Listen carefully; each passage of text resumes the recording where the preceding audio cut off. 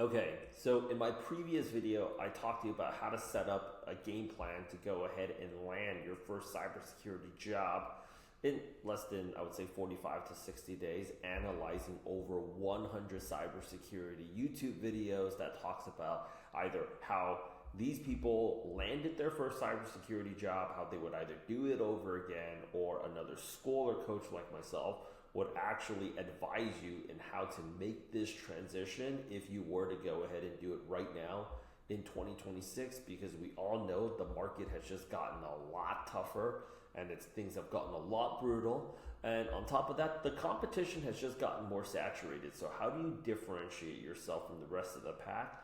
Well, the first step is, in our 7-step process, is pretty simple. Number one is build a skills-based portfolio with 35 projects. Update your resume template for each cybersecurity role. Update your LinkedIn photo and your profile. Your cover letter is absolutely optional. Step 4, create an application and follow-up schedule with targets. Follow-up schedule with targets. Prepare for and attend interviews. 6, review and improve the game plan. 7, stick with the game plan. So let's actually talk about the first thing is, how do you actually go out there and build a skills-based portfolio?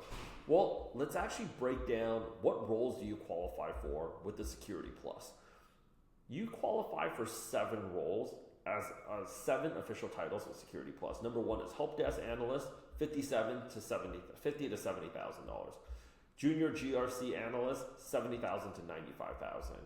You've got an SOC Analyst, that's $65,000 to $85,000. You got a security analyst from $70,000 to $95,000. You have systems admin with a security focus from $75,000 to $100,000. You have an incident response analyst, $70,000 to $90,000. A junior penetration tester from $80,000 to $105,000. And then you have a hybrid cybersecurity analyst roles for, generally speaking, smaller companies that need somebody that's going to be a little bit more of a jack of all trades. The common question that we always hear a lot is, okay, what roles should I go after first? All of them. You should fucking go after each and every one of these motherfuckers. Are you kidding me?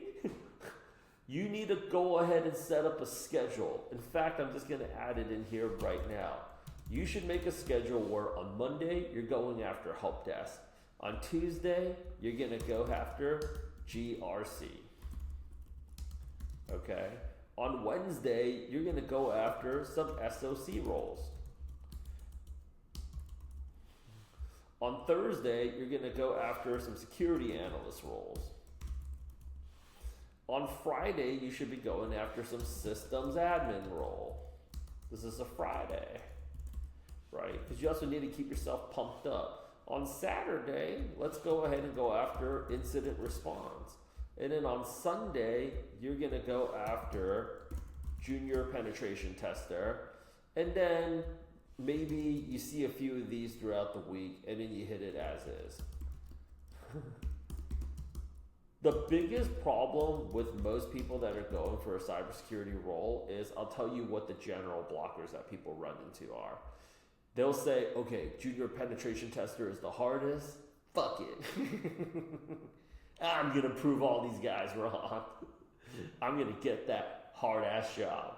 They get one rejection, or they apply for 2 days, they get no responses, and they're like, oh man, okay, I'm just looking for anywhere to start off at. And then they'll go out there and they'll go on LinkedIn or they'll go on YouTube and they'll say like, hey, you should just go after an SOC role. And then you'll see another IG clip that says, yo, stop going after SOC. You should be going after GRC, governance, risk, and compliance. It is fucking go after every one of these motherfuckers. Come at them with a fucking vengeance, you know? All of them. Because I'll tell you this, generally speaking, there is a lot of overlap, but there is some differentiation. But in all seriousness, it's just like when you're working out your body, you can't just be bench pressing and doing your arms all day, right? Because you'll see the same jobs over and over again, and you're like, oh, this market's bad. Make it a point to hit a different role every single day of the week, and also make it a point to go ahead, just like you're going to the gym. You don't want to always just be running on the treadmill. You don't always want to just be hitting the weights. So you got to go ahead and keep it fun for yourself, which is also another reason why you should consider joining our coaching program, because we absolutely do that. But let's just say you enrolled in our program right now. Take a look at each and every one of these roles. They have responsibilities. And it isn't so much that you're not qualified, is they need to see a portfolio. So all of these different, this is actually another Google Doc. You'll get it actually in our WAP. But let's go ahead and actually dissect this a little bit more. What you need is to understand that each and every one of these responsibilities, generally speaking per role, there are 5 major responsibilities that you need to take on. So for help desk analysts, and this is what, subscribe to the YouTube videos. All of these videos that I'm doing right now has already been recorded into our WAP. So go ahead and access our free WAP link, and you can just go out there and start watching all these videos right now. You don't have to wait for it to come out once a day. But in all of these different responsibilities, we need an actual portfolio project to satisfy it. Now, if you're thinking to yourself, oh man, Rich, do I really need to do that? It will go a lot faster for you, I promise. And we already have these side projects already in our program, so you can get it done quickly. But here's what it is that you need to understand. You're going up against a lot of candidates. Some of these people might even have some internship experience over you. If you don't have a portfolio project to show that you can actually do this, it doesn't matter. Having the certification is important. I don't want to knock you down, and I really mean it from the bottom of my heart. You finished something, but the job's not done. So we got to the playoffs. Now we got to go ahead and win. And I'm telling you, Chance, you're almost there, so don't give up. Each and every one of these responsibilities, we have a side project. So if there's a total of really 37 roles and they have 5 major responsibilities per role, all we need right now is 35 side projects onto your portfolio and you are Gucci. Let's just think about it this way. You're interviewing for a position at a local coffee shop. They cannot take your word for it. Like, do you know how to make a turkey sandwich? Yeah, I know how to make a turkey sandwich. Or do you know how to make a latte? Yeah. Like, you have to actually show it.